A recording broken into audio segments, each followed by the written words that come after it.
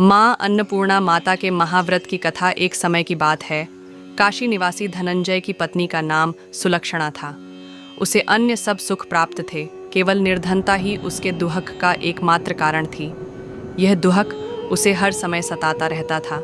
एक दिन सुलक्षणा पति से बोली, स्वामी, आप कुछ उद्यम करो तो काम चले। इस प्रकार कब तक काम चलेगा? सुलक्षणा की बात धनंजय के मन में बैठ गई और वह उसी दिन विश्वनाथ शंकर जी को प्रसन्न करने के लिए बैठ गया और कहने लगा, हे देवाधिदेव विश्वेश्वर, मुझे पूजा पाठ कुछ आता नहीं है, केवल आपके भरोसे बैठा हूँ। इतनी विनती करके वह 2-3 दिन भूखा प्यासा बैठा रहा। यह देखकर भगवान शंकर ने उसके कान में अन्नपूर्णा अन्नपूर्णा अन्नपूर्णा इस प्रकार 3 बार कहा। यह कौन क्या कह गया? इसी सोच में धनंजय पड़ गया कि मंदिर से आते ब्राह्मणों को देखकर पूछने लगा, पंडित जी, अन्नपूर्णा कौन है? ब्राह्मणों ने कहा, तू अन्न छोड़ बैठा है, सो तुझे अन्न की ही बात सूझती है। जा, घर जाकर अन्न ग्रहण कर। धनंजय घर गया, स्त्री से सारी बात कही। वह बोली, नाथ, चिंता मत करो, स्वयं शंकर जी ने यह मंत्र दिया है, वे स्वयं ही खुलासा करेंगे, आप फिर जाकर उनकी आराधना करो। धनंजय फिर जैसा का तैसा पूजा में बैठ गया। रात्रि में शंकर जी ने आज्ञा दी और कहा, तू पूर्व दिशा में चला जा। वह अन्नपूर्णा का नाम जपता जाता और रास्ते में फल खाता, झरनों का पानी पीता जाता। इस प्रकार कितने ही दिनों तक चलता गया। वहाँ उसे चांदी सी चमकती वन की शोभा देखने में आई, सुंदर सरोवर देखने में, या उसके किनारे कितनी ही अप्सराएं झुंड बनाए बैठी थीं। एक कथा सुनती और सब मिलकर माँ अन्नपूर्णा इस प्रकार बार बार कहती थीं। यह अघन मार्गशीर्ष मास की उजेली रात्रि थी और आज से ही व्रत का आरंभ था। जिस शब्द की खोज करने वह निकला था, वह उसे वहाँ सुनने को मिला। धनंजय ने उनके पास जाकर पूछा, हे देवियों, आप ये क्या करती हो? उन सब ने कहा, हम सब माँ अन्नपूर्णा का व्रत करती हैं।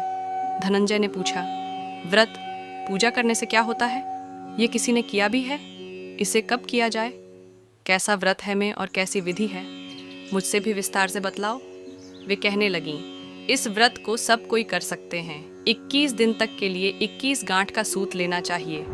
21 दिन यदि न बने तो 1 दिन उपवास करें। यह भी न बने तो केवल कथा सुनकर प्रसाद लें। निराहार रहकर कथा कहें। कथा सुनने वाला कोई न मिले तो पीपल के पत्तों को रख सुपारी या घृत कुमारी, गुवार पाठ, वृक्ष को सामने कर, दीपक को साक्षी कर सूर्य, गाय, तुलसी या महादेव को बिना कथा सुनाए मुख में दाना न डालें। यदि भूल से कुछ पड़ जाए तो 1 दिवस फिर उपवास करें। व्रत के दिन क्रोध न करें और झूठ न बोलें। धनंजय बोला, इस व्रत के करने से क्या होगा? वे कहने लगीं, इसके करने से अंधों को नेत्र मिले, लूलों को हाथ मिले, निर्धन के घर धन आए, बांझी को संतान मिले, मूर्ख को विद्या आए। जो जिस कामना से व्रत करे, माँ उसकी इच्छा पूरी करती है।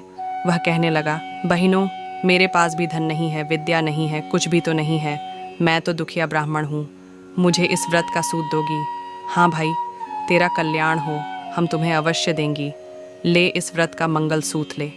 धनंजय ने व्रत किया। व्रत पूरा हुआ, तभी सरोवर में से 21 खंड की सुवर्ण सीढ़ी हीरा मोती जड़ी हुई प्रकट हुई। धनंजय जय अन्नपूर्णा अन्नपूर्णा कहता जाता था। इस प्रकार कितनी ही सीढ़ियाँ उतर गया तो क्या देखता है कि करोड़ों सूर्य से प्रकाशमान अन्नपूर्णा का मंदिर है। उसके सामने सुवर्ण सिंहासन पर माता अन्नपूर्णा विराजमान हैं। सामने भिक्षा हेतु शंकर भगवान खड़े हैं। देवांगनाएं छंबर डुलाती हैं। कितनी ही हथियार बांधे पहरा देती हैं। धनंजय दौड़कर जगदम्बा के चरणों में गिर गया। देवी उसके मन का क्लेश जान गई। धनंजय कहने लगा, माता, आप तो अंतर्यामिनी हो, आपको अपनी दशा क्या बताऊं? माता बोली, मेरा व्रत किया है, जा, संसार तेरा सत्कार करेगा। माता ने धनंजय की जिह्वा पर बीज मंत्र लिख दिया। अब तो उसके रोम रोम में विद्या प्रकट हो गई। इतने में क्या देखता है कि वह काशी विश्वनाथ के मंदिर में खड़ा है। माँ का वरदान ले धनंजय घर आया। सुलक्षणा से सब बात कही। माता जी की कृपा से उसके घर में संपत्ति उमड़ने लगी। छोटा सा घर बहुत बड़ा गिना जाने लगा। जैसे शहद के छत्ते में मक्खियाँ जमा होती हैं, उसी प्रकार अनेक सगे संबंधी आकर उसकी बड़ाई करने लगे। कहने लगे, इतना धन और इतना बड़ा घर, सुंदर संतान नहीं तो इस कमाई का कौन भोग करेगा? सुलक्षणा से संतान नहीं है, इसीलिए तुम दूसरा विवाह करो। अनिच्छा होते हुए भी धनंजय को दूसरा विवाह करना पड़ा और सती सुलक्षणा को सौत का दुहक उठाना पड़ा। इस प्रकार दिन बीतते गए। फिर अघन मास आया। नए बंधन से बंधे पति से सुलक्षणा ने कहलाया कि हम व्रत के प्रभाव से सुखी हुए हैं, इस कारण यह व्रत छोड़ना नहीं चाहिए। ये माता जी का प्रताप है जो हम इतने संपन्न और सुखी हैं। सुलक्षणा की बात सुन धनंजय उसके यहाँ आया और व्रत में बैठ गया। नई बहू को इस व्रत की खबर नहीं थी। वह धनंजय के आने की राह देख रही थी। दिन बीतते गए और व्रत पूर्ण होने में 3 दिवस बाकी थे कि नई बहू को खबर पड़ी। उसके मन में ईर्ष्या की ज्वाला दहकने लगी थी।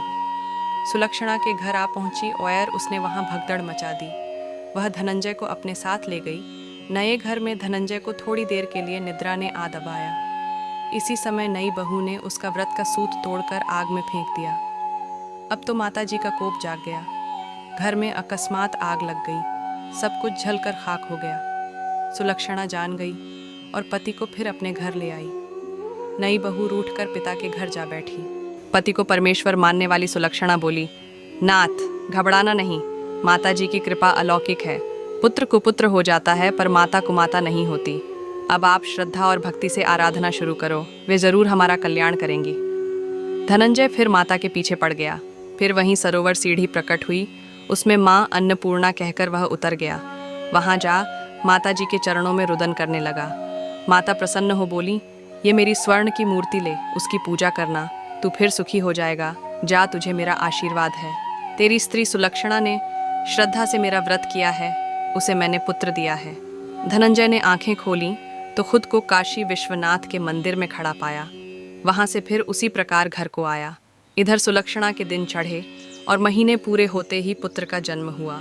गांव में आश्चर्य की लहर दौड़ गई। इस प्रकार उसी गांव के निसंतान सेठ के पुत्र होने पर उसने माता अन्नपूर्णा का मंदिर बनवा दिया। उसमें माता जी धूमधाम से पधारी, यज्ञ किया और धनंजय को मंदिर के आचार्य का पद दे दिया। जीविका के लिए मंदिर की दक्षिणा और रहने के लिए बड़ा सुंदर सा भवन दिया। धनंजय स्त्री पुत्र सहित वहां रहने लगा। माताजी की चढ़ावे में भरपूर आमदनी होने लगी। उधर नई बहू के पिता के घर डाका पड़ा, सब लुट गया। वे भीख मांगकर पेट भरने लगे। सुलक्षणा ने यह सुना तो उन्हें बुला भेजा, अलग घर में रख लिया और उनके अन्न वस्त्र का प्रबंध कर दिया। धनंजय, सुलक्षणा और उसका पुत्र माता जी की कृपा से आनंद से रहने लगे। माता जी ने जैसे इनके भंडार भरे वैसे सबके भंडार भरे।